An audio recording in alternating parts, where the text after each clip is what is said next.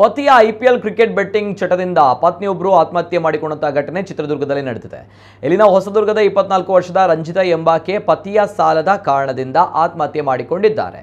Death ನೋಟ್ನಲ್ಲಿ ಪತಿಗಿದ್ದ betting ಚಟ ಹಾಗೂ ಅದಕ್ಕಾಗಿ ಯಾರ್ಯಾರ ಬಳಿ ಸಾಲ ಮಾಡಿಕೊಂಡಿದ್ದಾರೆ ಮತ್ತು ಸಾಲ ಕೊಟ್ಟವರು ಯಾವ ರೀತಿ ಕಿರುಕುಳ ನೀಡ್ತಾ ಇದ್ದಾರೆ ಎಂದು ಬರೆದಿದ್ದಾರೆ.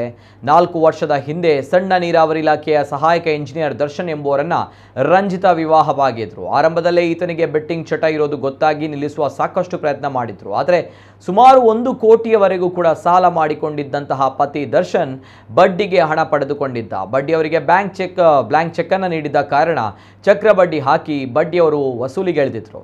ಮನೆ ಬಾಗಿಲಿಗೆ ಬಂದು ಗಲಾಟೆ ಮಾಡ್ತಾ ಇದ್ದ ಕಾರಣ ಮನನೊಂದು ರಂಜಿತಾ ಆತ್ಮಹತ್ಯೆ ಮಾಡಿಕೊಂಡಿದ್ದಾರೆ.